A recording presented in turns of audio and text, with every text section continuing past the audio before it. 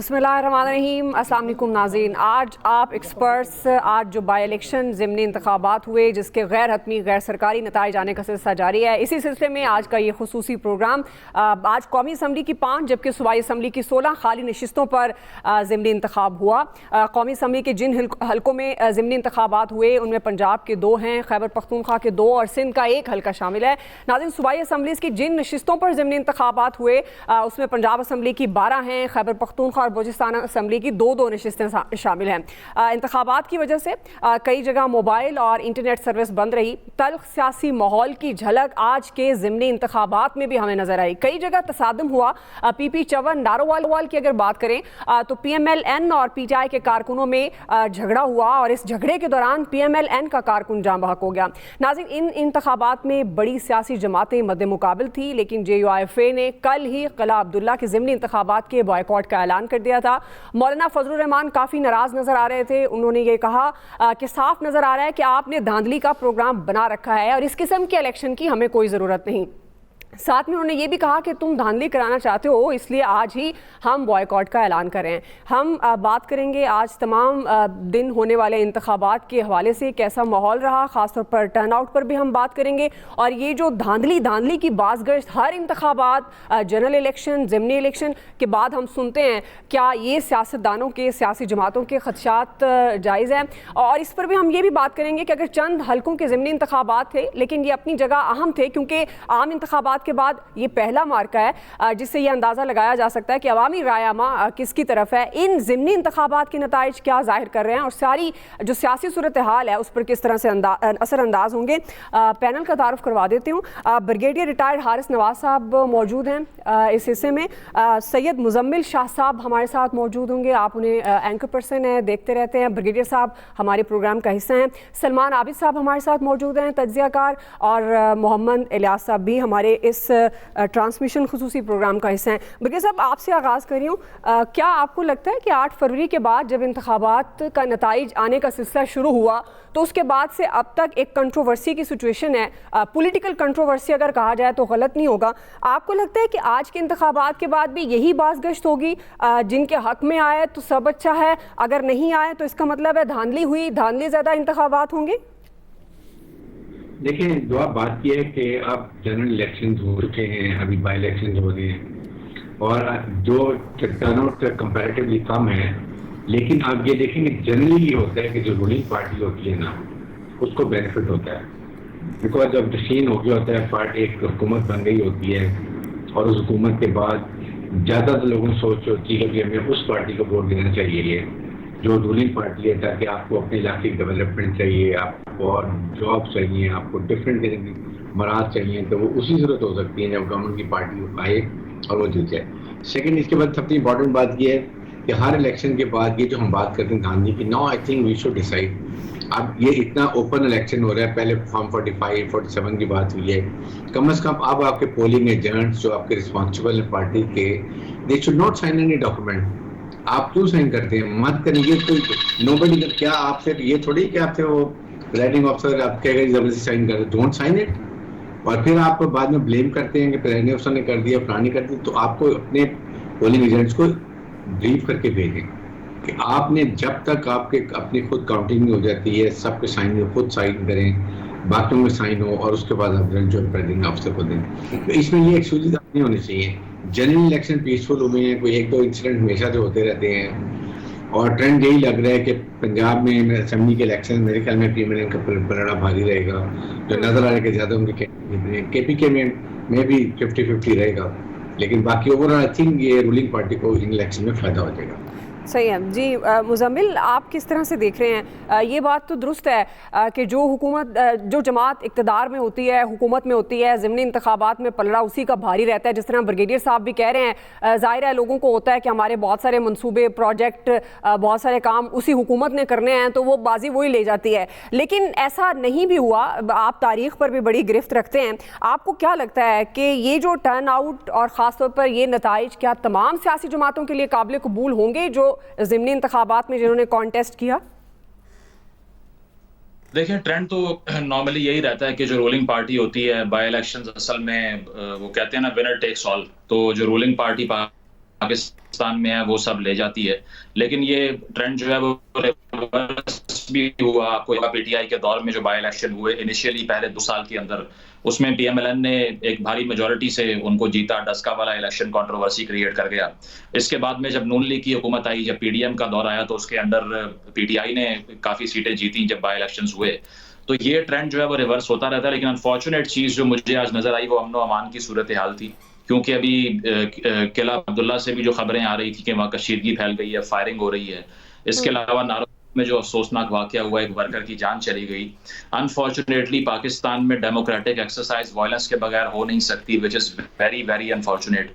2024 में क्या हमने ये सुना है कभी कि न्यूजीलैंड के या ऑस्ट्रेलिया के या फिर किसी नॉर्थ यूरोपियन कंट्री के या अमेरिका के इंतखाबात में फायरिंग के वाकयात पेश आ रहे हैं, उम्मीदवार जाके धावा बोल रहे हैं किसी पोलिंग बूथ के ऊपर? पाकिस्तान के अंदर ये वायलेंस की नॉर्मलाइजेशन इलेक्शन की एक्सरसाइज में हो चुकी है। इससे हर दफा जानी नुकसान होता है। और 8 फरवरी के इंतखाबात में भी एक अंदाजे के मुताबिक जो प्री पोल और पोलिंग के बाद का वायलेंस था, 30 से 35 लोगों की जान गई। तो मेरे नज़दीक तो सबसे बड़ी जो कॉस्ट पाकिस्तान पे करता है इलेक्शन में वो ह्यूमन कॉस्ट है। और मुझे नहीं मालूम कि इसको लिमिट करने के लिए कोई काम कोई करता क्यों नहीं है। आज भी आप देख लीजिए। तो आपको क्या लगता है क्यों काम नहीं करते इस पे?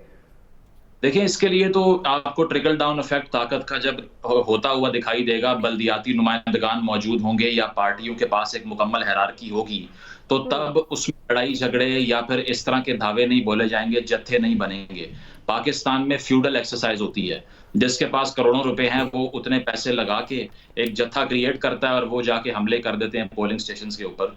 तो अनफॉर्चुनेटली डेमोक्रेटिक एक्सरसाइज इसलिए नहीं होती कि यहाँ पे एलीट्स का कैप्चर और कब्जा है जो इंतखाबी अमल है उसके ऊपर। अगर यहाँ तलबा मौजूद होते या कोई हायरार्की ऐसी होती जो कि जिनको पता होता कि इलेक्शन के रोज जाके किस तरह से एग्जीक्यूट करना है, वोटर को कैसे लेके आना है और पीसफुली कैसे ये सारा काम करना है, ताकत नहीं इस्तेमाल करनी, तो तब ये वाकयात ना सामने आते। लेकिन यहाँ पे अनफॉर्चुनेटली जिस तरह मैंने पहले कहा कि एलीट्स का कैप्चर है और आपको पाकिस्तान में भी मोस्टली वही लोग दिखाई देंगे जिनके पास कैपिटल बहुत ज्यादा है और वो उसकी ताकत से ही ईवान तक पहुंचते हैं, ना कि अपने विजन की ताकत से।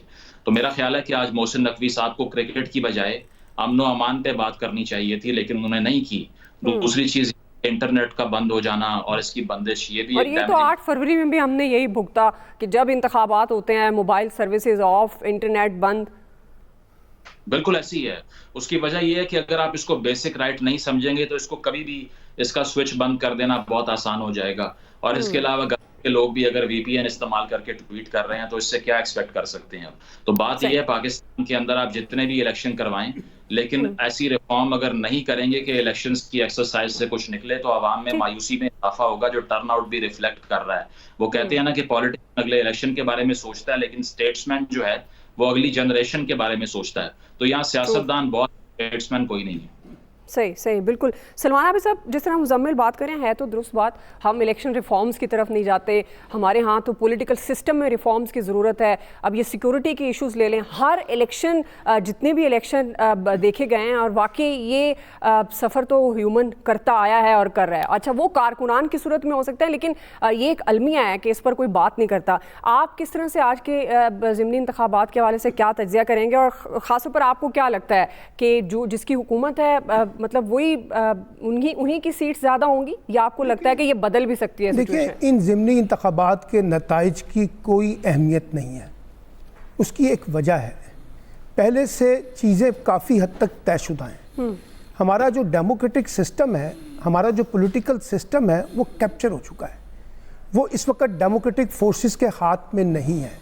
और जो बुनियादी फंडामेंटल्स हैं डेमोक्रेसी के, इलेक्शंस के, हम तो उसको ओन करने के लिए तैयार ही नहीं है। मिसाल के तौर पे इसी ज़िमनी इलेक्शन के अंदर देखें तो मेरा सवाल यह है कि सुन्नी इत्तेहाद कौंसिल या पीटीआई के कैंडिडेट को कैंपेन करने की इजाज़त मिली, जलसा करने की इजाज़त मिली, जुलूस निकालने की इजाज़त मिली, मोबिलाइजेशन करने की इजाज़त मिली?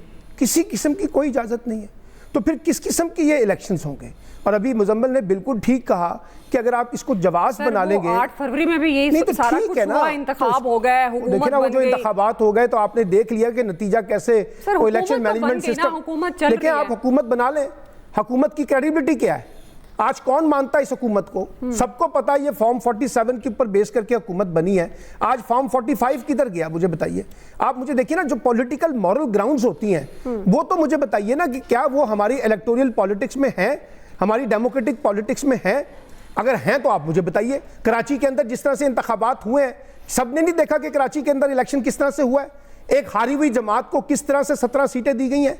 इसलिए मैं ये कह रहा हूं कि आप पहले बेसिक प्रिंसिपल तय करें कि आपने डेमोक्रेसी को लेकर चलना है, इलेक्शन की ट्रांसपेरेंसी को मेंटेन करना है, अकाउंटेबिलिटी को मेंटेन करना है, अवामी मैंडेट को रिस्पेक्ट देनी है, तो फिर आप इस इलेक्शन के नताइज का तजिया करें ना। यहाँ तो होता ये है कि नताइज से पहले हम नतीजा तैयार करके बैठे होते हैं ना, और हमने वो चीज़ें तैयार कर ली होती हैं। और ये दोनों दोस्तों ने ठीक कहा है कि अमूमी तौर पे जो ज़िमनी इंतखाबात होते हैं, ये जो सिटिंग गवर्नमेंट होती है उसी को बेनिफिट मिलता है। लेकिन जो बुनियादी सवाल है कि हमारा पूरा डेमोक्रेटिक सिस्टम फ्रजाइल हो रहा है, उसके ऊपर सवालात उठाने की ज़रूरत है। अब आप मुझे बताइए ना, आज की इस जदीद दुनिया के अंदर आप इंटरनेट बंद करके बैठ जाएं, अब आप जो है अपने ट्विटर को, एक्स को बंद कर दें, आप लोगों की बुनियादी फंडामेंटल्स को रोक कर आप इलेक्शन में जा रहे हैं, डेमोक्रेसी में जा रहे हैं, आप सिक्योरिटी इश्यूज को बुनियाद बनाते हैं।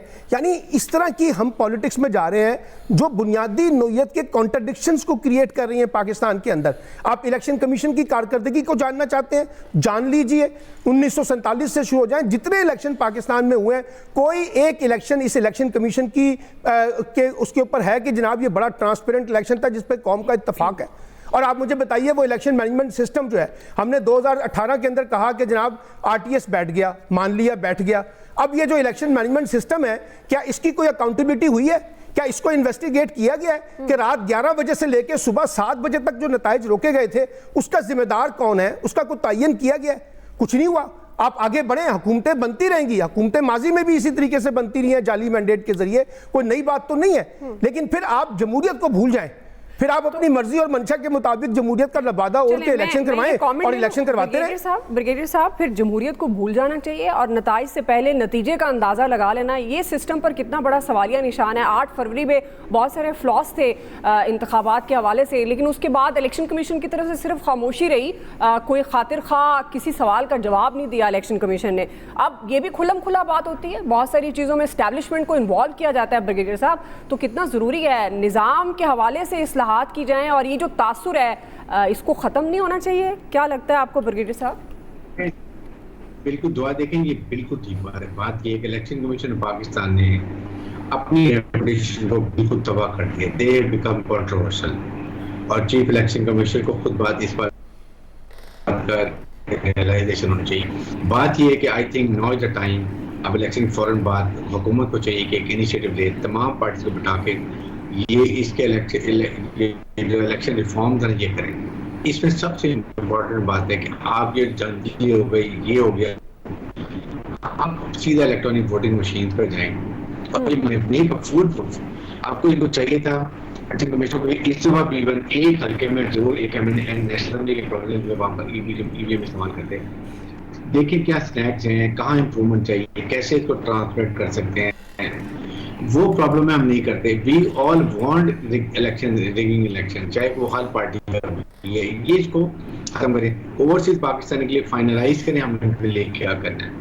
उसके बाद इलेक्शन के लिए कैंडिडेट के लिए कोई नए टर्म्स ऑफ कंडीशन रखें कि कैसे बाकिरदार लोग होने चाहिए कि वो MNA MPA बने और कानून साजी करें, अवाम के लिए कोई काम करें, बजाय के अपने आप को एक्सपेंडिचर मेरे जैसा या ये जो हमारे मेरे साथी सब बैठे हैं, ये क्या हम इलेक्शन में हिस्सा ले सकते हैं? नहीं ले सकते, because you can't afford it.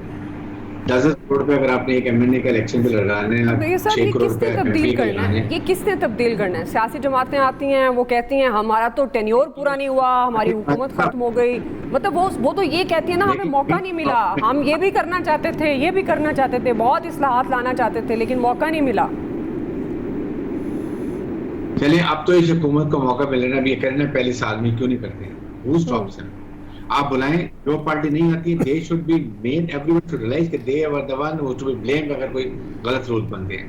तमाम important political party, I don't think 300 parties को बुला लें, 6, 7, 8 बड़ी पार्टीज को बुलाएं, रूल फ्रेम करें, और डिस्पैशनेटली हर एक को आप प्रॉपर तरीके से करेंगे अपने आइंदा के लिए। चलिए मुझे सब ब्रेक की तरफ जाना है, मैं आपकी तरफ दोबारा आऊंगी। इलियास साहब जरा क्विकली कमेंट कर दीजिएगा ब्रेक से पहले। एक तो सारा दिन आपने क्या माहौल देखा, ये तो खबरें हमारे सामने रही जिस तरह के इंतखाबात हुए, तो आपके ख्याल में, क्योंकि इलेक्शन कमीशन तो कह रहा है बहुत अच्छे इंतखाबात हुए, तो आपने क्या सारा दिन माहौल और खासतौर पर टर्न आउट ज़ाहिर है प्रिडिक्ट कर सकते हैं हम, क्या रहा? देखिए जी, सारा दिन जो माहौल, वो इलेक्शन कमीशन तो वो कहेंगे ठीक ठाक रहा उनका माहौल वगैरह, लेकिन लाहौर में आपने देखा कि PP 149 में एक दो जगह झगड़े देखने में आए, इलामा इकबाल रोड पर, इधर जेल रोड पर, लाहौर के सामने भी, और इसके अलावा भी 158 में, 164 में, इस जगह मुख्तलिफ जगहों पर ना कारकुनों में झगड़े मामूली चलते रहे और पुलिस ने गिरफ्तारियां भी की दिन भर। ये गहमा गहमी तो ये नहीं कहेंगे, आप ये देखें कि उधर काफ़ी लोग तो नहीं थे, मामूल के हट के थे, बड़े कम टर्नओवर रहा। नून लीग की जानिब से बड़ी कोशिश की जाती रही कि अपने कारकुनों को निकाल के लेके आते रहे, और इस तरह जो PTI के थे कैंप थे, उधर रश देखने में आया लोगों का, लेकिन वो उस तरह जनरल इलेक्शन की तरह रश नहीं था, जाहिर है। और इस इलेक्शन में इतना ही लोगों ने ज़्यादा संडे में वो दिलचस्पी नहीं लिया। जैसे कि पहले छुट्टी का दिन उनको पता है कि जो रिजल्ट हैं वो वैसे ही आ जाने, तो वो उस तरह ये वैसे बड़ा खतरनाक जुमला बोला है आपने। ये लफ्ज़ अक्सर सुनने में आ रहा था, तो देख कवरेज के दौरान ये देखते थे कि कारकुन दिलचस्पी नहीं ले रहे, कई लोग वोट ही नहीं डालने आए, और कई लोग जब वोट डालने आए तो टाइम ख़त्म हो गया, तो क्योंकि 8 से 5 टाइम रखा था, उस टाइम में लोग ये लोग ज़्यादातर यही देखते हैं कि आखिरी घंटों में डाल लेंगे आके वोट। तो ये देख लें, लाहौर के 5 हल्के थे लाहौर, बल्कि फिरोजवाला में 6 और कोट राधा किशन, शेखुपुर, कसूर वगैरह में, यहाँ इन इलाकों में इलेक्शन रहा, और जो भी देख लें अभी रिजल्ट्स जो है उसमें लीड नून लीग की देखने में आ रही है। वो सीएम साहिबा ने कहा भी सही कि हमें उम्मीद है कि नून लीग ही जीतेगी, क्योंकि उनका वोटर बहुत ज़्यादा निकल रहा है। अब जाहिर है जब ये इलेक्शन कमीशन अपना टर्न आउट बताएगा तो डेफिनेट अंदाज़ा हो पाएगा कि कितना वोटर बाहर निकला जिसने वोट कास्ट किया। क्विकली एक ब्रेक के बाद वापस आएंगे, यहीं से कंटिन्यू करेंगे। वेलकम बैक नाज़रीन। आज के ज़िमनी इंतखाबात गैर हतमी गैर सरकारी नतीजा आने का सिलसिला जारी है। हम अपनी स्क्रीन से, एक्सप्रेस न्यूज़ की स्क्रीन से लम्हा ब लम्हा आपको अपडेट भी कर रहे हैं, और खुसूसी ट्रांसमिशन का सिलसिला भी जारी है। मुजम्मिल, आपकी तरफ आऊँगी। जिस तरह आप पहले इलेक्शन रिफॉर्म्स की भी बात कर रहे थे, आपके ख्याल में 2013 का इंतखाब जब हुआ तो वो भी एक आरोज़ का इंतखाब था, 4 सीटों के मामलात पर धरना हुआ, मुल्की मामलात रुके। 2018 सिलेक्टेड इलेक्शन, 2024 आपके सामने फॉर्म 45, फॉर्म 47 की बाज़गश्त, अब ये ज़िमनी इंतखाबात। आपको लगता है कि मामलात खुशफहमी से आगे, मामला फहमी से आगे बढ़ाएंगे ये तमाम सियासतदान, कुछ मैच्योरिटी का मुजाहरा करेंगे? मौलाना फजलुर रहमान साहब तो अभी भी फरमा रहे हैं कि एक बहुत बड़ी तहरीक चलेगी और इस हुकूमत को ख़त्म जब तक नहीं कर लेंगे वो आराम से नहीं बैठेंगे।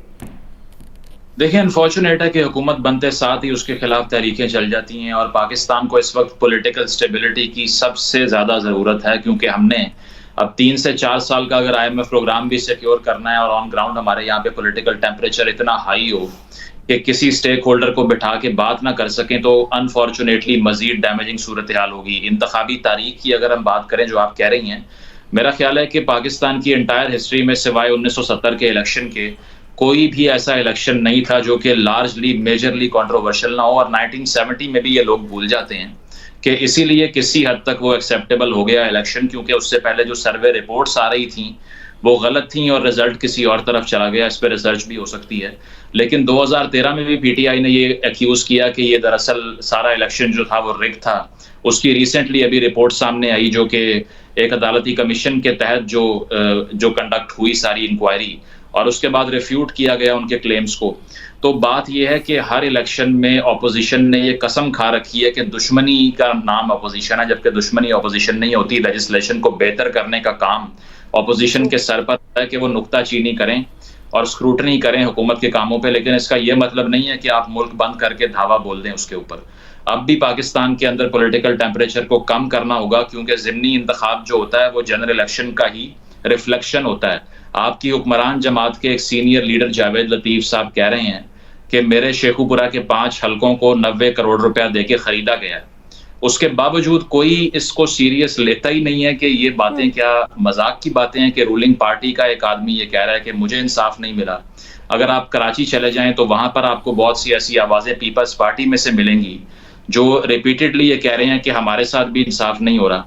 सारी पार्टीज ये कह रही हैं हमारे साथ इंसाफ नहीं हो रहा, तो इंसाफ करना किसने है?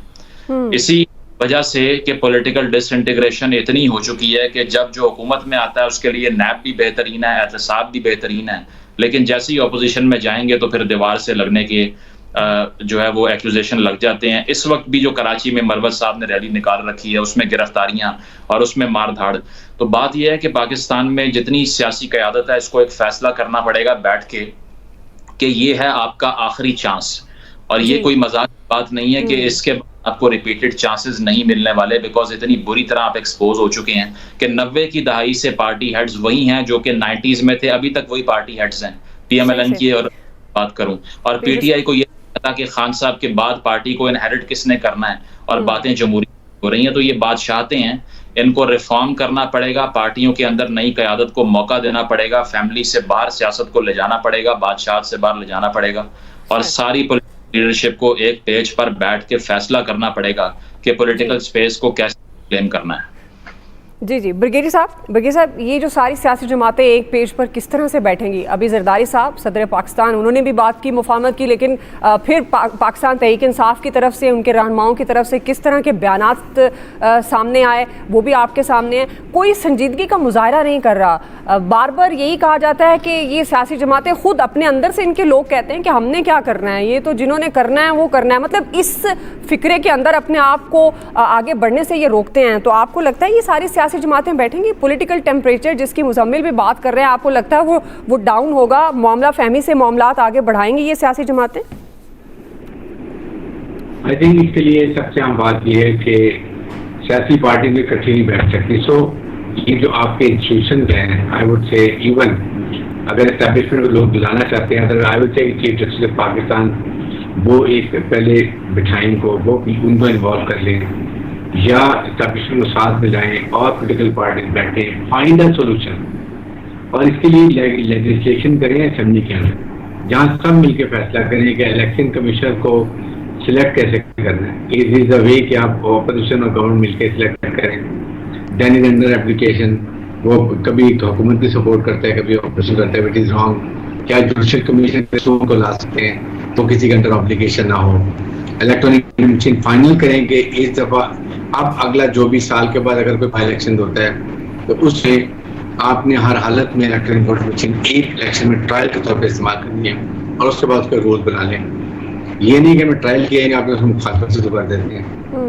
ओवरसीज पाकिस्तान में उनको कैसे वोटिंग करनी है। बिल्कुल अभी ब्रेक की तरफ जाना है। ब्रिगेड साहब इस घंटे में हमारे साथ थे और सैयद मुजम्मिल शाह साहब हमारे साथ थे। आप दोनों का शुक्रिया। सलमान आबिद साहब हमारे साथ ही होंगे, लियाज साहब हमारे साथ ही होंगे, दीगर एक्सपर्ट्स भी हमें ज्वाइन करेंगे और ट्रांसमिशन का सिलसिला जारी रहेगा एक ब्रेक के बाद।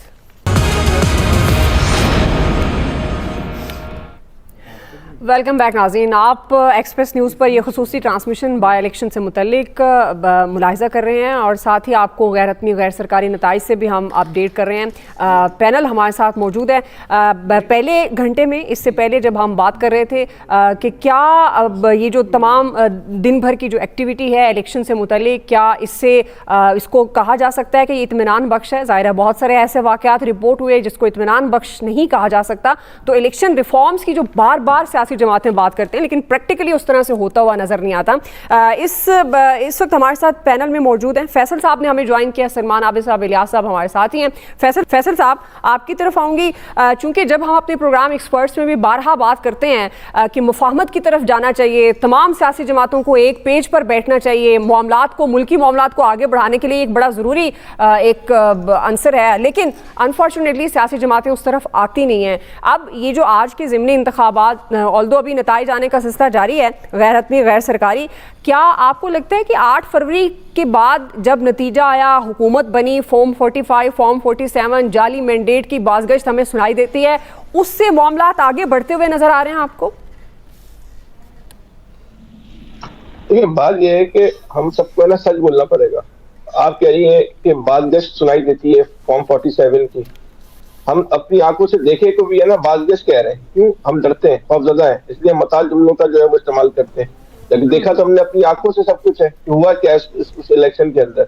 आप कह रही हैं इलेक्शन रिफॉर्म्स की, जो 8 फरवरी के इलेक्शन में जो कुछ हो गया, उसके बाद मुस्लिम लीग कभी चाहेगी कि ये इलेक्शन रिफॉर्म्स हो जाए। एमकेएम कभी चाहेगी कि इलेक्शन रिफॉर्म्स हो जाए, पीपल्स पार्टी कभी चाहेगी इलेक्शन रिफॉर्म्स हो जाए। इलेक्शन रिफॉर्म्स तो फिर इसकी सबसे बड़ी दुश्मन तो ये खुद सियासी जमातें हैं। इस मुल्क का जो निजाम है उसमें इतनी लचक है, इससे कभी किसी सियासी जमात को फायदा पहुंच जाता है, कभी किसी सियासी जमात को पहुंच जाता है। मेरिट का दुश्मन जो है हमारा इंतखाबी निजाम है, और इस निजाम की सरपरस्त ही सियासी जमातें हैं, क्योंकि ये बेनिफिशरी है इस निजाम की।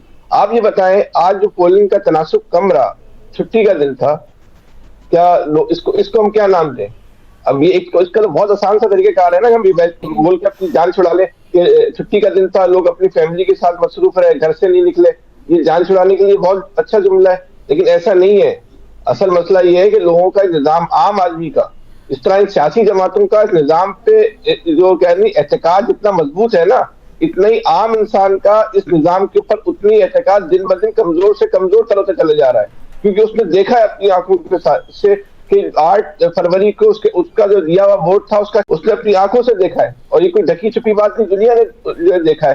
तो ऐसे मौके पर आप मुझे बताएं कि जब लोगों का एतकाद इस निजाम पे कमजोर हो रहा हो, लोगों को इस बात का यकीन हो रहा हो कि उनके वोट की हिफाजत नहीं हो सकती, उनको इस बात का यकीन हो रहा हो कि वो जिसको वोट देंगे वो उस वोट में किसी नतीजा खेज नहीं होना, वाज़ेह अक्सरियत के बावजूद भी उसने जो है उस वोट में कोई नतीजा खेज नहीं होना, तो फिर वो वोट डालने के लिए निकलेगा। अगर तो फैसल साहब, इस सोच के साथ आपको लगता है हमारा मुल्क, फिर हम क्यों बार बार, ये भी तो फिर ढकोसला है ना, हम कहते हैं कि सियासी इस्तेहकाम ले आएँ, अवामी इस्तेहकाम तभी आएगा, मुआशी इस्तेहकाम उसी के साथ जुड़ा है। जब आप एक आम आदमी के मैंडेट, जिस तरह आप बात कर रहे हैं, उसको अपने मैंडेट का ट्रस्ट ही नहीं है कि वो जिस डब्बे में उसने जिसको वोट डाला है उसमें से निकलेगा या नहीं, तो फिर ये तो फिर ढकोसले वाले अल्फाज है ना कि इस्तेहकाम लाना चाहिए, फिर ठीक है जो निज़ाम जिस तरह चल रहा है चलता रहे। यही हो रहा है पाकिस्तान में, इसके अलावा हो क्या रहा है? इसके अलावा कुछ और हो रहा है, या आपके पास इसके अलावा कुछ होने का कोई दलील है, कोई मंतक है तो आप बता दें। और मैंडेट तो एक पहलू है ना, वो कौन सा ऐसा शोबा है, वो कौन सा ऐसा नुक्ता है जिसपे आम आदमी का जो है वो यकीन हो कि यहाँ पे काम जो है मेरिट पर होता है? उसका कोई ऐसा शोबा है इस मुल्क के अंदर? ऐसा कोई पहलू है?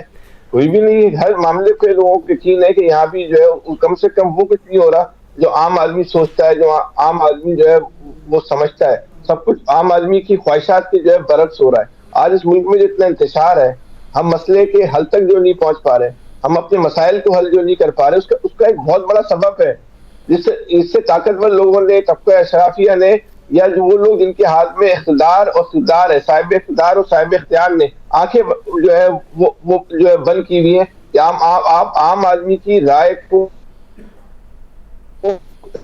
जी अहमियत देने को सकता है कि 24 करोड़ मुल्क में 24 करोड़ लोगों की कोई हैसियत ना हो, और वहाँ फैसले जो है वो चंद हजार अफराद जो है मैं आती हूँ आपकी तरफ। फैसल, ये आम आदमी की जो राय है, अभी आप ही जिक्र कर रहे थे ना, जब हम इंटरनेट बंद कर देते हैं, हम आम आदमी के जो प्लेटफॉर्म जहाँ पर वो अपना आज़ादी इजहार राय, वैसे तो हम कहते हैं आज़ादी है आपको, लेकिन हम वो मीडियम जो है वो बंद कर देते हैं, इस्लाहात नहीं करते हैं, हम उनको समझते हैं कि बंद करना इसका ऑप्शन है। आपको लगता है कि आम आदमी के तनाजुर में, क्योंकि जमहूर के वोट से तो ये सियासी जमातें इक़्तिदार में जाती हैं, क्या आपको लगता है उनका सोचते हुए ये एक साथ बैठेंगी, एक पॉलिटिकल रिफॉर्म्स की तरफ बढ़ेंगी सियासी जमातें? देखिए, कोई पहली दफ़ा तो ये नहीं होगा कि ये बैठे नहीं हैं, कई दफ़ा बैठते हैं। आपको याद होगा जब आपने अभी मिसाल दी है 2013 के इंतखाबात की, तो 2014 के धरने के बाद एक 35 रुकनी इलेक्टोरल रिफॉर्म्स कमेटी बनी थी, उसमें PTI भी शामिल थी। उसके बाद आपको याद होगा कि जो जुडिशल कमीशन बना था उसके अंदर 43 या 44 नुकात आए थे, और उन्होंने रिक्वेस्ट की थी कि इलेक्शन कमीशन जो है वो इसको इंश्योर करे ताकि आइंदा ये गलतियां ना हो बेज़ाब्तगियों के हवाले से। फिर उसके बाद आप देखें आगे बढ़े तो फिर हमें पता चला कि जनाब वो जो हमारा RTS सिस्टम है वो बैठ गया, तो कहा गया कि अब इलेक्शन मैनेजमेंट सिस्टम के अंदर हमने ऐसी रिफॉर्म्स कर ली हैं जहाँ से ये चीज़ें ख़राब नहीं होंगी। लेकिन ये जो ताकतवर अशराफिया है सियासतदानों की, ताकतवर लोगों की, ये अवामी राय आमा पे तो यकीन नहीं रखते ना। ये अगर अवामी राय आमा पे यकीन रखते हो तो फिर अवाम की मर्ज़ी से इंतखाबात के नताइज बने ना, अवाम क्या सोचती है वो रिफ्लेक्ट होने चाहिए ना। अब वो तो रिफ्लेक्ट नहीं हो रहे ना, मसला अनफॉर्चुनेटली ये है। अभी मुजम्मल साहब कह के गए थे 70 के इंतखाबात के बारे में, हमने कौन सा 70 के इंतखाबात का नतीजा माना, और नहीं माना तो मुल्क दो लख्त हुआ ना। तो इसलिए मैं ये कहता हूँ कि आप रिफॉर्म्स करने के लिए पॉलिटिकल पार्टी को बिठाएं भी, लेकिन सवाल ये कि पहले इस पॉलिटिकल सिस्टम को तो आज़ाद कीजिए ना। ये जब तक हमारा इलेक्टोरल सिस्टम आज़ाद होगा और जिस तरह से पैसों का खेल इसमें आ गया, अमल दखल आ गया है, जिस तरह से ताकतवर लोग इसके अंदर असरअंदाज हो रहे हैं, तो फिर आपकी जमहूरियत का जो मामला है वो तो काफ़ी हद तक मैंने कहा कि श्रिंक हो रहा है। सियासी जमातें एक मतलब बारियां तो सारे इक़्तिदार की ले चुकी हैं, अगर ये चाहती रिफॉर्म्स की तरफ जाना चाहती तो ये जा सकती थी, लेकिन उनका मफाद ये है ना, जैसे अभी फैसल साहब ने ठीक कहा ना कि एक वक्त में एक सियासी जमात जो है वो इस्लाहात की बात करती है और उसी वक्त दूसरी सियासी जमात बड़ी जो है वो सहूलतकारी के अंदर खेल रही होती है, फिर वो जो दूसरी जमात जो बाहर निकलती है इक़्तिदार से वो रिफॉर्म्स की बात करती है और जो पहले रिफॉर्म्स की बात कर रही थी वो सहूलतकारी के खेल का हिस्सा बन जाती है। तो ये जो हमने सियासी जमातों के अंदर से जो सारा मामला खराब हुआ है और सियासी जमातें इस्लाहात के नाम पर एक अम्ब्रेला तलाश करने की कोशिश करती हैं ताकतवर तबकों का, ताकि उसकी मदद से हम इलेक्शन को जीत सकें और उसकी मदद से हम इंतखाबात में आ सकें, तो फिर रिफॉर्म्स कहाँ होंगी? मुझे बताइए ना, मैं आपसे पूछ रहा हूँ कि जहाँ जहाँ इलेक्शन कमीशन गलती करता है कोई उसका अकाउंटेबिलिटी का कोई फोरम है आपके पास? जहाँ जहाँ सियासतदान गलती करते हैं उसका कोई फोरम, यानी ये पार्लिमानी जो पार्लियामेंट है ये किस चीज़ का नाम है? मुझे बताइए। अगर पार्लियामेंट की पॉलिटिक्स ने ये इस्लाहात को डिस्कस नहीं करना, रिफॉर्म्स को डिस्कस नहीं करना, उसको इंश्योर नहीं करना, उसके ऊपर फ्रेमवर्क नहीं डेवलप करना, उस पर इंप्लीमेंटेशन नहीं करनी, तो फिर हमें ये पार्लिमानी सिस्टम की भी हमारे लिए क्या अहमियत बाकी रह जाती है? हमें तो लगता है ये पार्लिमानी सिस्टम जो है एक अलीट क्लब बन चुका है, क्योंकि ये अलीट क्लब जो है ये आम आदमी के मफाद के साथ तो नहीं जोड़ा। आज आप मुझे बताइए ना, पेट्रोल की कीमतें, गैस की कीमतें, बिजली, ये जो महंगाई है, क्या ये पार्लियामेंट का इशू है आपके ख्याल में? अगर है तो फिर हमें उसकी रिफ्लेक्शन नजर आनी चाहिए ना पार्लियामेंट के जरिए, जो कि नहीं नजर आ रही। जी जी, कामरान यूसुफ साहब ने भी हमें ज्वाइन किया, खुशामदीद कहूँगी कामरान साहब। कामरान साहब, आज जो ज़िमनी इंतखाबात के बाद लगता है कि बात 8 फरवरी से आगे बढ़ती हुई भी नजर आ रही है, या आज भी बहुत सारे ऐसे वाकयात हुए, धांधली की बातें, ये तो समझ लें हमारे इंतखाबात का हुस्न है, चाहे वो आम इंतखाबात हो या ज़िमनी। तो आपको लगता है कि ये जो 8 फरवरी की कंट्रोवर्सी थी, ये ज़िमनी इंतखाबात उसकी अक्कासी नहीं करेंगे, आगे मामलात बढ़ेंगे? देखिए, आई थिंक जो बाय इलेक्शंस हैं वो उस तरह तो इतना ज़्यादा मैटर नहीं करते। आई थिंक उसी तरह की कुछ कंप्लेंट्स तो बेशक आ रही हैं। आई थिंक 8 फरवरी का लार्जर जो इशू है वो तो अपनी जगह पे मौजूद है, बट आई थिंक जो सबसे इम्पोर्टेंट बात है कि आगे मूव कैसे करना है, इट ऑल डिपेंड्स कि जो मौजूदा गवर्नमेंट है, मौजूदा जो सेटअप है, जिसे कुछ लोग हाइब्रिड प्लस भी कहते हैं सिस्टम, ये किस हद तक डिलीवर करता है। आई थिंक इस हद तक ये मैटर करता है। अगर तो जो डिलीवर करने में कामयाब हुए फिर तो आई थिंक जो बाकी कंट्रोवर्सीज हैं वो बेशक अपनी जगह पे रहेंगी। लेकिन तो आप क्या सोचते हैं, क्या इनमें कैपेसिटी है, ये डिलीवर करेंगे हर लिहाज से? देखिए, ये तो आई थिंक वक्त ही बताएगा। जो अभी तक के हालात बता रहे हैं, आई थिंक सिचुएशन जो है दो के आइडिया यही था कि चलें इलेक्शन जैसे तैसे हो गए, एक गवर्नमेंट आ जाए, कम से कम एक कंसिस्टेंसी हो, एक स्टेबिलिटी आए। स्टिल आई थिंक जो कुछ चीज़ें हैं वो इतनी स्टेबल नहीं लग रही। I think it all depends कि कम से कम जो अगला ये IMF का प्रोग्राम आपका होना है वो उसकी शराइत क्या होंगी, उसको क्या ये गवर्नमेंट किस तरीके से निगोशिएट करती है, जो अगला बजट है वो कैसा होगा। तो अभी आई थिंक किसी नतीजे पे पहुंचना कि ये गवर्नमेंट डिलीवर कर पाएगी, इनके अंदर कैपेसिटी है, ये वक्त ही बताएगा। चीज़ें आई थिंक अभी भी क्लियर नहीं है, तो ये बहुत बड़ा इनके लिए चैलेंज है। और दूसरा ये भी बात है कि इवन अगर आज से ये रिफॉर्म्स या मुश्किल फैसले लेना शुरू भी कर दें तो शायद इनके होते हुए या 2-3 सालों में उसके जो असरात हैं वो इतनी जल्दी आपको सामने नहीं आएंगे। आई थिंक अभी तो कामरान, ये जो ऑपोजिशन की तहरीकों का आगाज हो चुका है, होने जा रहा है, मौलाना फजलुर रहमान साहब तो कहते हैं मैं उस वक्त तक नहीं आराम से बैठूंगा जब तक ये हुकूमत घर नहीं भेज, तो फिर हुकूमत काम किस तरह से करेगी?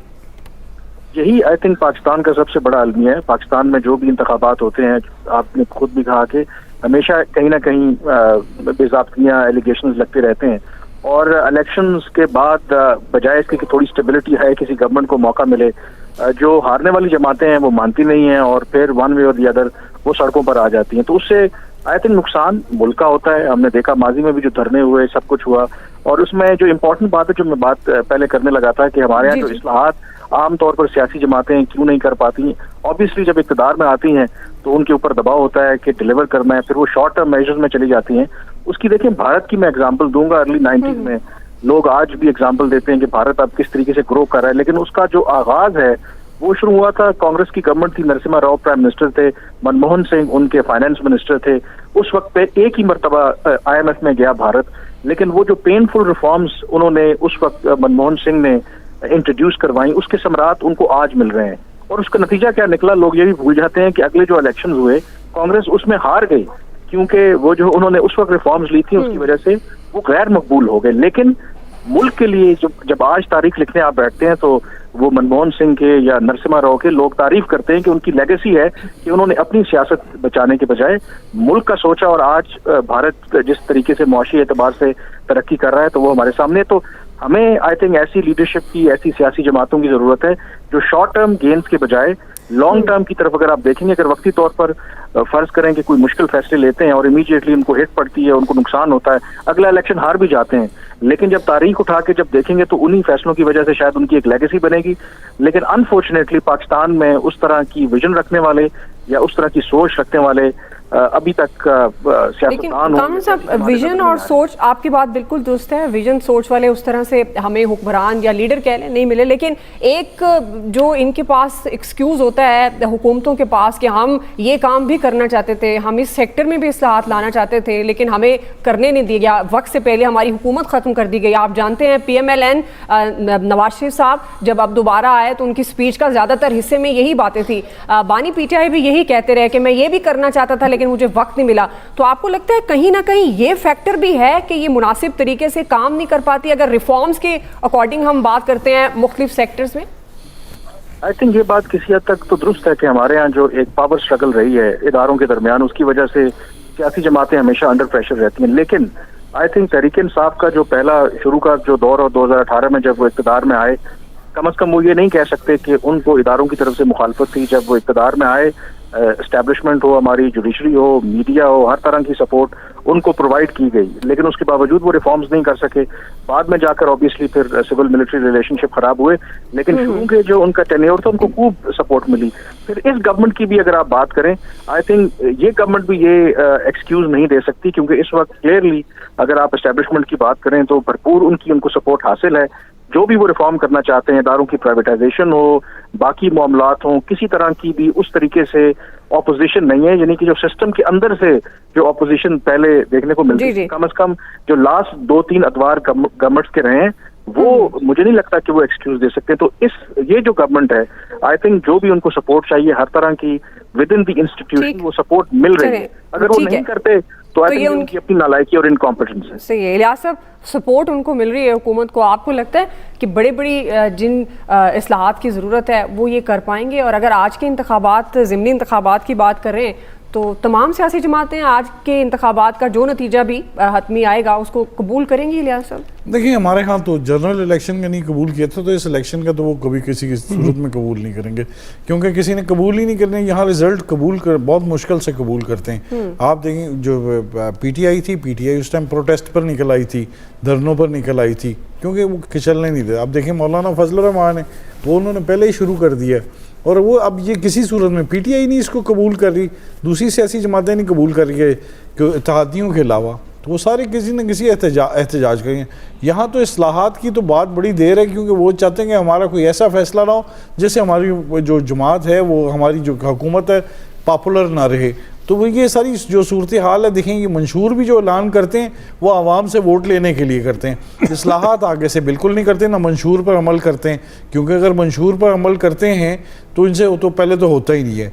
अब इकॉनमी को ठीक करने के लिए जो काम कर रहे हैं, ये तो उसी इस तरह नहीं कर रहे कि लॉन्ग टर्म नहीं कर रहे, ये इससे चाह रहे हैं कि फौरी तौर पर कोई ऐसा रिलीफ दिया जा सके जिससे लोगों को फ़ायदा मिले और लोगों की नज़र में इनकी थोड़ी बेहतरी है। जैसे रोटी की कीमत कम करने की कोशिश की गई, आज भी जाके चेक कर लें, रोटी उतनी की कीमत पर मिल रही है, कोई इसकी कीमत कम नहीं हुई। वो तो वक्ती तौर पर होता मतलब है कि ये सिर्फ नारे और बातें हैं, ये प्रैक्टिकली कुछ नहीं है। ये जो प्रैक्टिकली करना बड़ा मुश्किल काम है, ये सिर्फ मेकअप करके कोशिश की जा रही है, और सबको पता है, जो इनके पार्टी के लीडर भी हैं उनको भी पता है कि ये किस तरह के काम करें। अगर ये काम सही तरह करें, जिस तरह पहले कहा कि इलेक्शन जो IMF की जानिब से जो इनको जीत दी जो टारगेट्स दिए जाते हैं उन टारगेट पर करते हैं, कड़वी गोलियां आवाम को खिलाते हैं। खुद तो कभी इन्होंने खाई नहीं है, आवाम खा के कड़वी गोलियां, उनके तो बुरे हाल हुए हुए हैं। वो उनके साथ जो बुरा सलूक किया जा रहा है, अगर ये इतनी ज़्यादा इस्लाहात वगैरह जिस तरह कर रहे हैं तो उस इस्लाहात के फ़ायदे क्यों नहीं आते? ये टैक्स बेस क्यों नहीं बढ़ाते? ये जाके जो सर्वे वगैरह करते हैं अब फिर ये दोबारा सर्वे करेंगे, इसमें टैक्स नेट आपका क्यों नहीं बढ़ता, आप लोगों टैक्स रेवेन्यू क्यों नहीं जनरेट करते, आपका तो उतना ही टैक्स चोरी हो जाता है। जो टैक्स थेफ्ट है, एवेजन है, जो उसको रोकने की कोशिश करें, अफसरान पर थोड़ी सी सख्ती करें तो देखें यहाँ कहाँ जाता है, आपका रेवेन्यू बढ़ता है।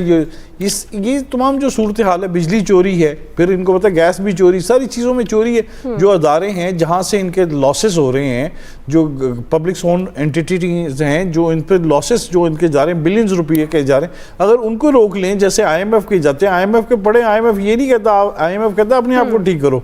अब जब अपने आप को ठीक करें तो वो उससे तो ये वो कर नहीं सकते। ये सबसे आसान तरीका पेट्रोल पर लगा दो, लेवी लगा दो। पहले 50 लगाई, उन्होंने देखा अवाम नहीं बोली, अब 100 रुपया कर दी, अवाम तब भी नहीं बोलेगी। उन्होंने इनके लिए आसान है, इनके लल्ले तलल्ले चलते हैं, गाड़ियां ले रहे हैं, अवाम का पता नहीं क्या, अवाम का तो बुरा हाल कर दिया। आज देखें अवाम तो इतनी, यानी कि इलेक्शन से मैं देखा कि इतने ज़्यादा नफरत थी उनको कि वोट डालने नहीं जा रहे थे। उनको पता है कि रिजल्ट जो आना होता है वही आ जाता है, तो उनके लिए कोई आता ही नहीं है, तो उनको तो कोई फायदा नहीं है, ना कोई उनके घर रोटी सस्ती हुई, ना कोई उनके घर चीज आई। चलिए सलमान साहब, ये इतने तो दावे वादे पंजाब हुकूमत भी कर रही है, वफाक से भी बड़े बड़े प्रोजेक्ट्स का भी ऐलान किया जा रहा है, तो ये महज सिर्फ ऐलानात हैं? आपको भी यही लगता है जो इलियास साहब कह रहे हैं? देखिए, कामरान साहब ने एक बड़ी अच्छी बात की है कि बुनियादी तौर पर हमारी जो सियासी हुकूमतें होती हैं उनको करनी होती हैं स्ट्रक्चरल रिफॉर्म्स। वो पॉलिटिकल हैं, वो इकोनॉमिक हैं, वो एडमिनिस्ट्रेटिव हैं, वो लीगल हैं, वो पुलिस के कॉन्टेक्स्ट में हैं, जुडिशल हैं। लेकिन हमारे यहाँ जो कमज़ोर हुकूमती निज़ाम का सेटअप आ रहा है कई अरसे से, कोलिशन गवर्नमेंट्स का, जहाँ सियासी हुकूमतें जो हैं वो चंद वोटों की बुनियाद के ऊपर खड़ी हो जाती हैं और फिर इत्तेहादी जमातों के साथ मिलकर उनकी बंदर बांट के साथ हुकूमत करती हैं। ऐसे में एग्रेसिव किस्म की रिफॉर्म्स, सख्त गिर किस्म की रिफॉर्म्स, IMF की शराइत के ऊपर मान के रिफॉर्म्स नहीं हो सकती, क्योंकि ये सियासी जमातें समझती हैं कि इससे हमें पॉलिटिकली डैमेज होगा, तो वो फिर रियासत का इंटरेस्ट को छोड़कर अपने पॉलिटिकल मोटिव्स जो हैं, अपने पॉलिटिकल इंटरेस्ट को देखने की कोशिश करती हैं।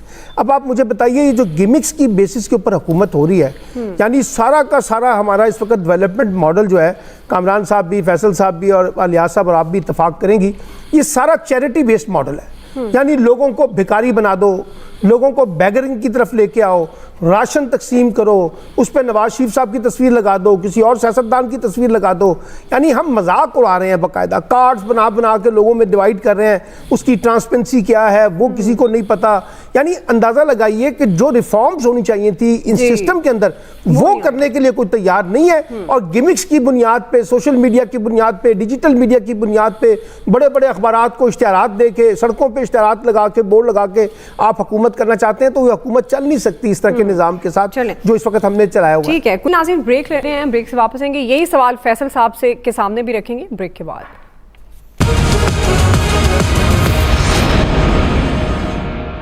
बहुत अच्छे, सही है ना?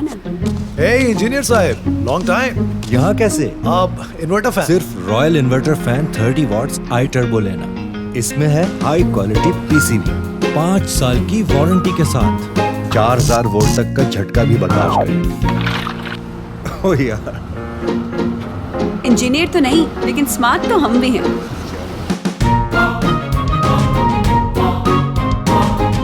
रॉयल इन्वर्टर फैंस, साथ जिंदगी भर का। वीकली एक्स की 100 GBs और हैंडसेट इंश्योरेंस बने आपकी super power. I'm in love with the crunch and the cream and the cone. I'm in love, I'm in love, I'm in love. Unwrap the perfect cornetto. एक minute Naseem भाई, ये कड़क चाय भी। अब ये कौन साफ करेगा? Express power. ये सारे दाग तो हम पहले से साफ कर रहे हैं बच्चों, धुलाई में बराबर और बचत पूरे 150 रुपए की। वेलकम बैक नाज़रीन, एक्सप्रेस न्यूज़ की ये खुसूसी ट्रांसमिशन ज़िमनी इंतखाबात जिसके गैर हतमी गैर सरकारी नताइज का सिलसिला जारी है। और कहीं कहीं पर तो जैसे अभी आपने ये ब्रेकिंग न्यूज़ देखी भी होगी, नून लीग का ये कैंप जहाँ पर भंगड़े डाले जा रहे हैं, ढोल की थाप पर रक्स भी हो रहा है, यानी खुशी का इजहार किया जा रहा है। अभी नताइज आने का सिलसिला जारी है। फैसल साहब, नताइज आने का सिलसिला तो अभी जारी है, लेकिन ये जो हम सियासी दंगल की बात करते हैं जो इंतखाबात के दिन से शुरू होता है और फिर हुकूमतें बनती हैं, वादे वईद होते हैं, जिस तरह ब्रेक से पहले सलमान आबिद साहब और रियाज साहब भी यही बात कर रहे थे, तो आपको लगता है कि इस वक्त जो हुकूमत जो मौजूद है वफाक में और दीगर सूबों में ये जो वादे वईद कर रहे हैं, ये महज वही बात है कि आपने वक्ती तौर पर अपने वोटर्स को, लोगों को अपनी तरफ अट्रैक्ट करना है, कोई लॉन्ग टर्म कोई प्लानिंग, कोई लॉन्ग टर्म प्रोजेक्ट्स पर काम नहीं करना? देखिए, ये हमारे मुल्क का ना अलमिया है कि इस मुल्क में किसी भी सियासी जमात के पास इस मुल्क को बहरान से निकालने का कोई प्रोग्राम मौजूद नहीं। ये हमारा एक अलमिया है। इस मुल्क में किसी सियासी जमात के पास कोई थिंक टैंक नहीं है जो आने वाले कल का सोच सके। दुनिया ने 100 साल बाद की प्लानिंग कर ली, हमें ये नहीं पता कि हमारा आज क्या होगा। हम तो लम्हे की प्लानिंग कर रहे हैं। इस लम्हे को गुजार दो, अगले लम्हे में फिर अगले लम्हे की देखी जाएगी। इस तरह कोई रियासत नहीं चला करती, इस तरह कोई मुल्क नहीं चला करते। छोटे छोटे जो कारोबारी इदारे होते हैं ना, वो भी प्लानिंग करते हैं 10 साल की, 20 साल की। यहाँ 24 करोड़ लोगों का मुल्क जो है बगैर किसी मनसूबाबंदी के जो है वो चले जा रहा है। नहीं चल सकता, डिजास्टर ही होना था। जो हो रहा है अब इससे ज्यादा अबतरी आएगी। इसमें कोई बेहतरी का कोई पहलू नहीं है। कभी दुनिया में कोई कर्जों से भी किसी कौम ने तरक्की की है? आपके पास अपना क्या प्लान है? किसी भी सियासी, मुस्लिम लीग का मसला नहीं है, पीपल्स पार्टी के पास क्या प्लान है? 15 साल से सूबे में इनकी गवर्नमेंट है। अभी तक ये बताया ना, ये सूबा तो दुनिया, इसको तो स्विट्जरलैंड बन जाना चाहिए था। आप यहाँ पे सीवरेज का मसला जो है ना वो हल नहीं कर सके, यहाँ पानी का मसला हल नहीं कर सके, यहाँ सड़क का जो होता है जो पेवनकारी और अस्तरकारी, हम वो मसाइल जो है वो अब तक जो है ना इस सूबे में हल नहीं कर सके। प्राइमरी एजुकेशन के क्या सूबे में मसाइल हल हो गए? सेकेंडरी एजुकेशन को और हायर एजुकेशन को तो आप छोड़ दें, हमारे पास जो बेसिक हेल्थ फैसिलिटी से क्या सूबे में आ गई? तो ये बुनियादी तरीन जो मसाइल है, जो बुनियादी तरीन मसाइल है, वो भी 15 साल की गवर्नमेंट को 1500 साल चाहिए इनको। अगर 1500 साल बाद आपको क्या लगता है, इनके पास वसाइल नहीं है या इनकी विल नहीं है? ये करना ही नहीं चाहते अवामी मफाद के जो काम है? इनके जहन में ऐसा कोई खाका ही नहीं है कि ये भी कोई, इसको भी हमने जो है ना वो हल करना है, इसके लिए भी हमने कोई है ना प्लानिंग करनी है। ये इस मुल्क का जो है वो अलमिया है, ये एक जमीनी हकीकत है। आप मुझे बता देना कि मुस्लिम लीग, अभी कोई मुस्लिम लीग नून की हुकूमत के माजी के आप 30 साल को उनकी सियासत को छोड़ दें आप, लेकिन मुस्लिम लीग की हुकूमत कोई 2 महीने की हुकूमत है। ये जो केयर टेकर गवर्नमेंट थी, मौजूदा हुकूमत जो है इसका तसलसल है। और केयर टेकर गवर्नमेंट जो है वो 16-18 महीने की जो नून लीग की हुकूमत थी उसका तसलसल है।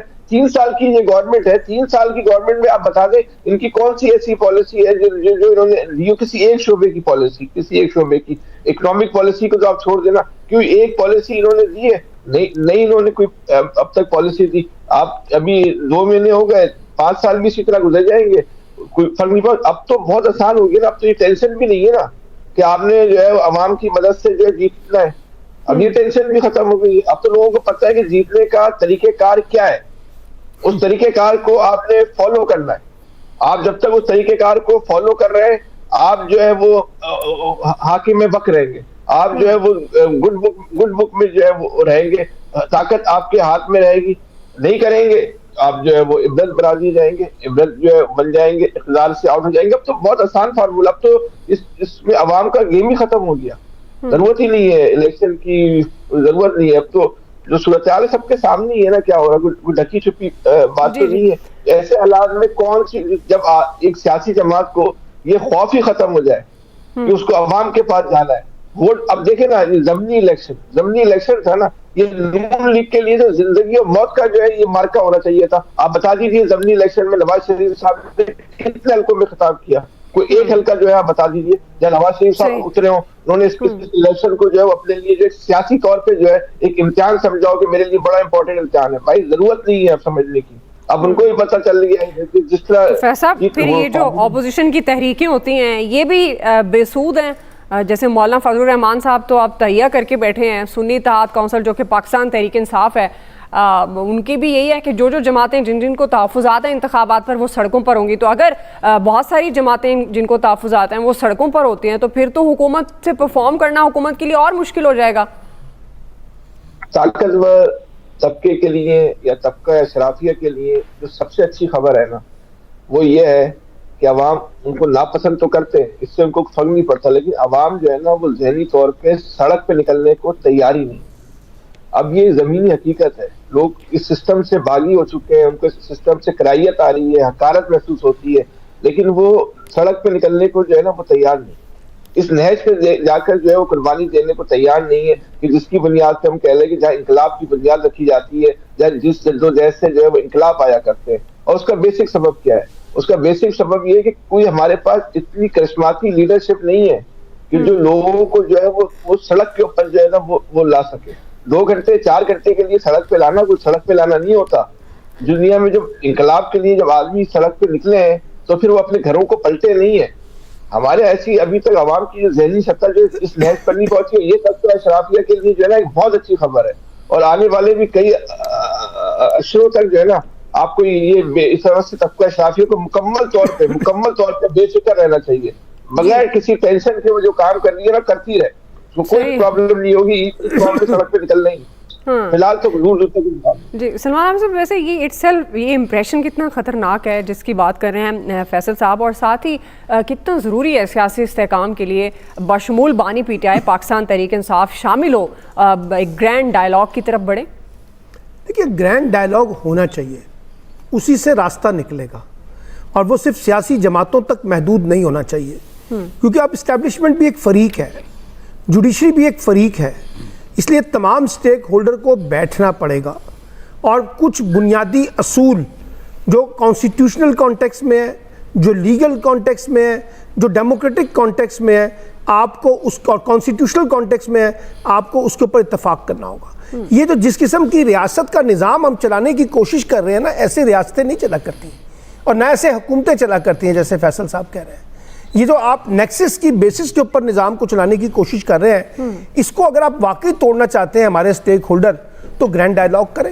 लेकिन ग्रैंड डायलॉग का मकसद ये नहीं होना चाहिए कि हम एक पार्टी को नीचे उतार कर दूसरी पार्टी को इक़्तिदार में ले आए और हम किसी की मदद के साथ किसी को बाहर निकाल दें और किसी की मदद के साथ किसी को अंदर ले आए। ये जो पाकिस्तान की सियासत के अंदर हो रहा है वो ये हो रहा है। इसलिए यहाँ ग्रैंड डायलॉग जितने मर्जी हो जाएं, गोलमेज कॉन्फ्रेंसेस जितनी मर्जी हो जाएं, कौमी जमातों की कुल जमाती कॉन्फ्रेंसेस जितनी मर्जी हो जाएं, नतीजा क्या निकलता है? नतीजा नहीं निकलता जो हम देखना चाहते हैं, क्योंकि हमारी पॉलिटिक्स जो है वो पाकिस्तान के अंदर डिस्कनेक्टेड हो चुकी है आम आदमी के मसाइल के साथ। इसलिए लोगों की लाताल्लुकी नज़र आती है जो आपको हमेशा से नज़र आई है, और लोगों ने 8 फरवरी के इंतखाबात के बुनियाद के ऊपर देख लिया है कि यहाँ आवाम के वोटों की कितनी अहमियत है, कितना आपका रियासती निज़ाम, आपका हुकूमती निज़ाम, आपका इदारा जाती निज़ाम कितनी रिस्पेक्ट देता है। इंतखाबात हो गए, लोगों ने देख लिया, आपको नहीं लगता अब आगे बढ़ना चाहिए? जो कि सर आगे बढ़ना चाहिए ना, अभी तो देखे ना, अब आप आगे बढ़ने की बात कर रही हैं, अभी भी इस वक्त जिस वक्त मैं आपसे बात कर रहा हूँ कई 100 लोग जेलों के अंदर मौजूद है ना। क्या हो गया उनके लिए? कोई रास्ता निकल रहा है, कोई बातचीत चल रही है, लोग उसी तरह से अंदर। अच्छा, अब सवाल दोनों तरफ से है ना, तो मैं तो ये कह रहा हूँ दोनों तरफ से होगा ना। एक तरफ से तो नहीं होगा कि सिर्फ इमरान खान साहब की ख्वाहिश के ऊपर या एस्टैब्लिशमेंट की ख्वाहिश पे या पीपल्स पार्टी की ख्वाहिश पे या पीएमजीआई की कोशिश। तो ऑन एयर कई चैनल्स पर बैठकर कह चुके हैं कि हम चाहते हैं कि बानी पीटीआई से भी बातचीत हो, लेकिन रोका किसने? राना सनाउल्लाह साहब को। पार्टी उनकी है, हुकूमत उनकी है, प्राइम मिनिस्टर उनके हैं, बानी पीटीआई नहीं चाहते। नहीं, आपको किसने कह दिया? देखिए ना, वो खुद कह चुके हैं। ओहो भाई, वो कहते हैं ग्रैंड डायलॉग होगा तो आपको इश्यूज तो लेके आए ना। वो कहते हैं मैं ताकतवर हलकों से बात करूं। ताकतवर हलकों से भी बात हो जाएगी, लेकिन मुस्लिम लीग से भी बात हो जाएगी, पीपल्स पार्टी से भी बात हो जाएगी, लेकिन क्या लेकिन वो कितना जाके उस पर बात करने के लिए तैयार है? जब ये हुकूमत में थे कितना वो तो कहते थे, आपको इसी राना सनाउल्लाह की बात आपको याद नहीं है? उन्होंने कहा था कि जायज और नाजायज हमने इमरान खान को एलिमिनेट कर देना, खत्म कर देना, वजूद ही खत्म कर देना। ये डायलॉग था उनका उस वक्त। तो इस वक्त वो कह रहे हैं ना कि हमें बात करनी, तो भाई वो अपने प्राइम मिनिस्टर को कहे ना, दावत दे, इनिशिएटिव ले। चलें, आपको लगता है दावत मिलेगी और बानी पीटीआई ना ले तो फिर पीटीआई आइसोलेट होगी ना? अगर वो नहीं लेंगे पीटीआई तो फिर वो आइसोलेट हो जाएंगे। जी फैसल साहब, मैं आपसे 2 सवाल पूछता हूँ। जी जी। एक लम्हे के लिए सोचे, अगर आप बानी पीटीआई होती तो क्या आप नवाज शरीफ से मुलाकात करती? मैं मुल्क और कौम के मफाद के लिए अगर वाकई आप मेरे से जवाब चाहते हैं तो डेफिनेट मैं बात करती, क्योंकि वो नवाज शरीफ की बात तो नहीं है ना। आप मुल्क और कौम के मफाद, और एक सियासी जमात के लीडर की यह जिम्मेदारी है, वो सिर्फ अपने लिए। नवाज शरीफ के पास मसले का हल ही नहीं है, नवाज शरीफ साहब के पास मसले का हल ही नहीं है, तो उससे बात किस लिए की जाएगी? वो तो खुद किसी से बात करके बैठे हुए। चले, मेरा भी आपसे एक सवाल है, फिर ये सियासी जमातें क्यों खुद मौका देती हैं कि एस्टैब्लिशमेंट आए इनके दरमियान में? क्या आपको नहीं लगता कि ये सियासी जमातों की अपनी नाअहली, नाकामी, अपनी कैपेसिटी इश्यूज होते हैं जिसकी वजह से दूसरे स्टेक होल्डर्स, जिसमें ज़ाहिर एस्टैब्लिशमेंट है, आप जो जुडिशरी है, उनको आना पड़ता है मजबूरन? जब लीडरशिप का अपने ऊपर एतबार नहीं होगा ना, जब लीडरशिप का अवाम के ऊपर एतबार नहीं होगा, तो फिर वो जो है ना वो इसी तरह के रास्ते तलाश करेगा। ये हमारी सियासी जमातें जो रास्ते तलाश करती है, इनका अपने ऊपर एतबार नहीं है, इनको इस बात का यकीन कामिल नहीं है कि वो इतनी बड़ी और ताकतवर कुव्वत रखती है कि जिसकी बुनियाद पर उन पर फैसले जो है मुसल्लत नहीं किए जा सकते, इम्पोज नहीं किए जा सकते। तो वो इस तरह के जो है ना वो शॉर्टकट रास्ते जो है वो तलाश करती है। सही, ये तो सीधी सी बात है, इसमें तो कोई डिबेट नहीं है।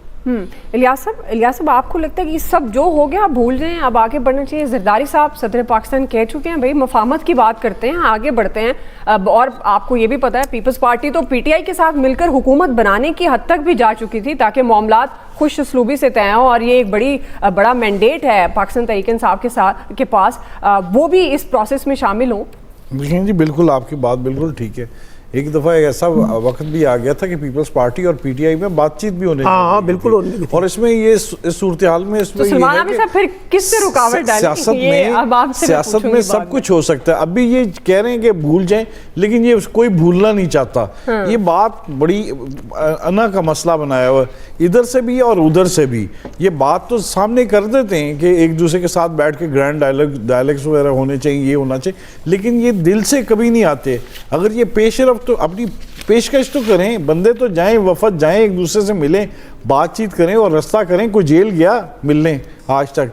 बात की, ज़बानी की, अंदर जाएं, जाके मिलने की कोशिश करें, बताएं कि कौन बात नहीं करना चाहता। पहले भी जब पीटीआई की गवर्नमेंट थी तब भी नहीं कोई बात करता था। बात कर देंगे जी, मुल्क की माशी जो है उसके लिए, इस्तेहकाम के लिए मिलकर बैठ नहीं जाना चाहिए, इस पर बातचीत होनी चाहिए, लेकिन कोई नहीं एजेंडे पर इकट्ठा होता। अगर इस पर भी नहीं कोई आता, पॉलिटिकल भी मसले पर भी नहीं आता। अब जो मसले पैदा हो गए, एक दूसरे पर केस बनाए, अवाम ने तो नहीं बनाए, इन लोगों ने एक दूसरे पर बनाए। जब केसेस अब बनाए, अब भी केसेस चल रहे हैं, तो देख लें। अब ये नून लीग वाले कह रहे हैं जी हमारी गवर्नमेंट नहीं थी जब इन पर केस बनाए गए पीटीआई पर। अब ये देखिए केसेस एक पर चल रहे हैं, ये किस तरह साबित करेंगे? ये जंग है, ये जंग ख़त्म नहीं होने वाली। ये जब तक इनको बिठा के कोई ऐसी चीज़ है, कोई एक फरीक आए और आके बिठाए। देखें प्रेसिडेंट साहब कर सकते हैं कि नहीं कर सकते? प्रेसिडेंट बड़े हैं मुल्क के, तो बिल्कुल उनको चाहिए सबको बिठा के किसी मसले पर निकलें। लेकिन यहाँ किसी को आप कोई बड़ा माने तो सही ना, कोई बड़ा मानने के लिए तैयार ही नहीं किसी को। होते ना कि लड़ाई झगड़ा हो जाए तो किसी में कोई बड़ा एक बनाया जाता है उसको, फिर वो फैसले करता है बराबरी की बुनियाद पर। यहाँ कोई बड़ा नहीं है, यहाँ सब बड़े हो चुके हुए हैं, और जो बड़े हो चुके हैं वो आपस में फिर किसी की बात नहीं मानते, फिर वो अपनी ही करना चाहते हैं।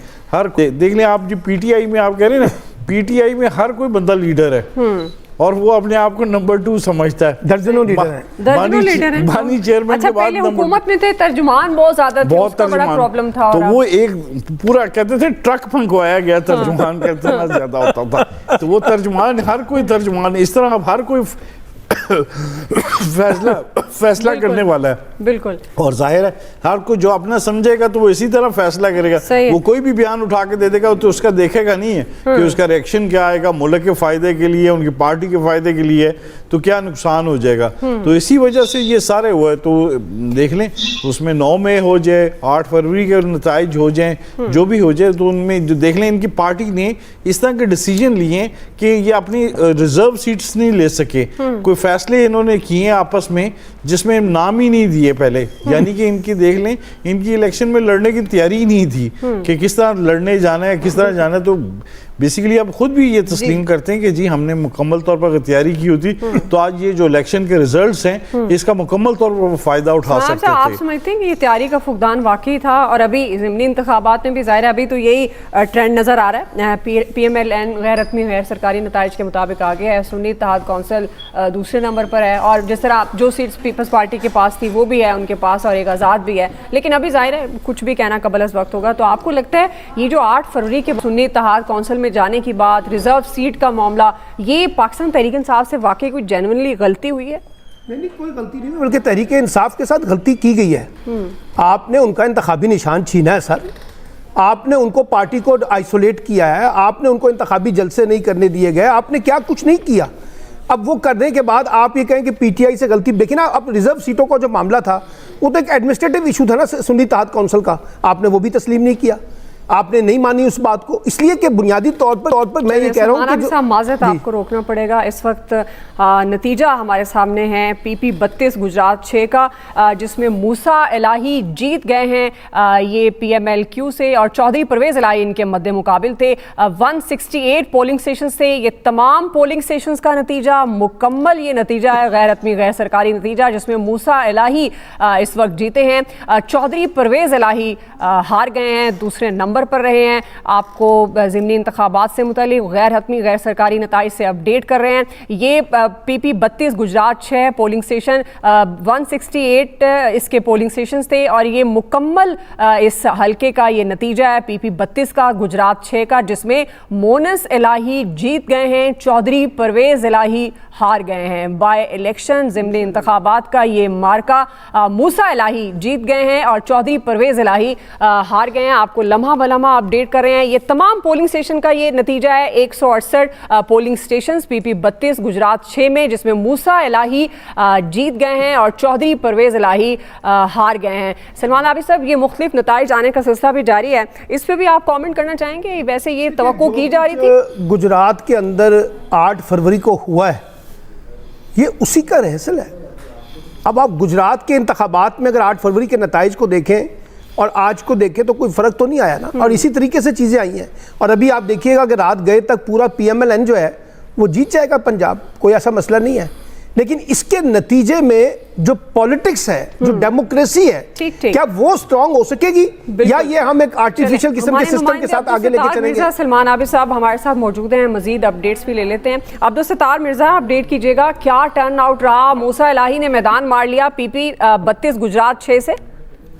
जी बिल्कुल, पाकिस्तान मुस्लिम लीग काफ के जो ज़िमनी इलेक्शन गुजरात के हल्का PP 32 में कैंडिडेट थे चौधरी मूसा इलाही, जो साबक वज़ीर आज़म चौधरी शुजात हुसैन के भतीजे भी हैं, साबक वफाकी वज़ीर चौधरी वजात हुसैन के बेटे और मौजूदा MNA चौधरी हुसैन इलाही के भाई हैं। उन्होंने अपने पहला इलेक्शन जो है PP 32 में लड़ा, और उसमें वो जो है उन्होंने अपने 78 साल चचा सुन्नी इत्तेहाद कौंसल के चौधरी परवेज इलाही को जो है उन्होंने शिकस्त दे दी है। चौधरी मूसा इलाही ने जो है 63,536 वोट हासिल किए, जबकि उनके मद्दे मुकाबल जो है चौधरी परवेज इलाही 18,327 वोट ले सके हैं, और यूं 45,209 वोटों की लीड से जो है चौधरी परवेज इलाही जो है हार चुके हैं। मैं आपको ये बताता चलूं कि गुजरात में PP 32 के जो हल्का है, यहाँ आज 168 पोलिंग स्टेशन पर पोलिंग का अमल मुकम्मल हुआ था, और उस पर जो है इन तमाम पोलिंग स्टेशन के नताइज में जो है 63,536 वोट लेकर मूसा इलाही कामयाब हो गए हैं। बहुत शुक्रिया अब्दुल सत्तार मिर्जा, अपडेट कर रहे थे। बड़ा ये मुकाबला था, चौधरी 45,000 की लीड से हारे हैं और मूसा इलाही जीते हैं। बहरहाल जी, आपको लम्हा बलम्हा अपडेट रखेंगे। ट्रांसमिशन से फिल वक्त इतना ही। तमाम मेहमानों का बहुत शुक्रिया, फीडबैक दीजिएगा। ख्याल रखिए, अल्लाह हाफ़िज़।